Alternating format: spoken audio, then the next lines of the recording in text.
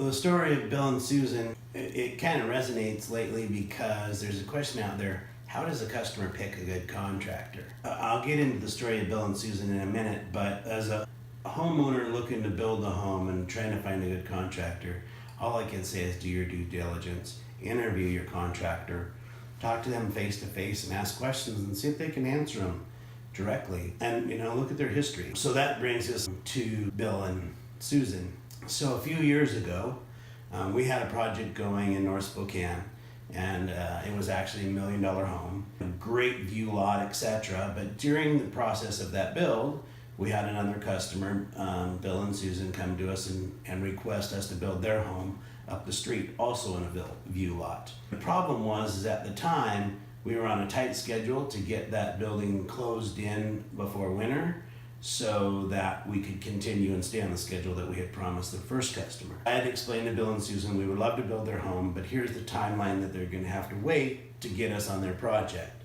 Originally they had said, okay, that works, but within a couple weeks they decided, no, they can't wait, they've got to have a builder today. So they decided to go to another builder who came from another town on the other side of the state to our town to build their home. For me, that raised a couple red flags, and I brought it up to them and said, in the market the way it is today, a good builder shouldn't be where they can just drop everything and be there tomorrow.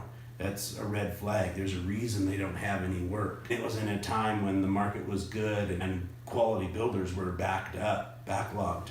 They decided to go with them anyway. The builder ended up having some issues on the project. Long story short, when their house was completed, there were main structural components installed backwards and upside down. There was literally major, like for instance, the house is not level at all. You can drop a marble at the front door and it will continually roll all the way to the far side of the house, like both east and west and north and south. It goes completely to the farthest corner of their master bedroom. So their whole house is sitting on a slope, if you will.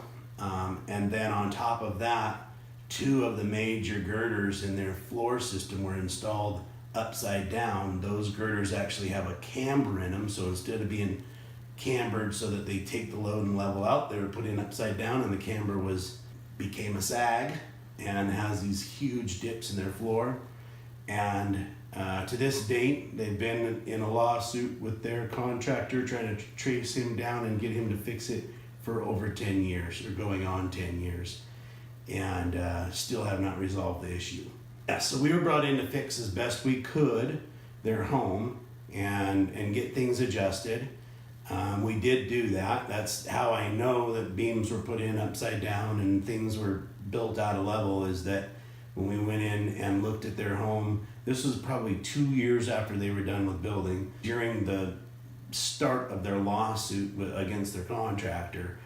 We were brought in to at least fix the main floor and get it leveled out so that everything wasn't at a slope, and so we tore all the flooring out of one side of their house and basically shimmed in the floor, and we tore the ceilings out of half of their basement so we could get to the members and see what was wrong and document that for the attorneys and insurance companies. And anyway, so they spent close to $30,000 fixing to the best that we could without completely tearing the house apart.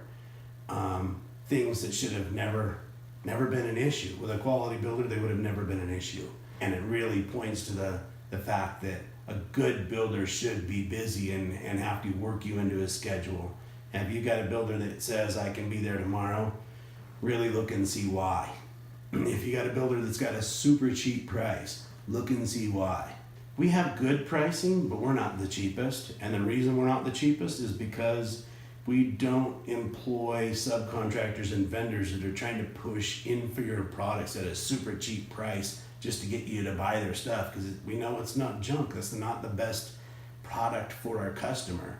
And over our 15 years in business, we bring in subs and materials that are reliable and people that are going to be there and know what they're doing on their job, so that you truly get a quality home. And we know that we can look at the eye and tell you, this is what we're going to build for you, and that's what you get. So at the end of the day, the moral of Bill and Susan's story is, Know the difference. Research your contractor. Know what you want. Do the research to hire a quality builder for your home.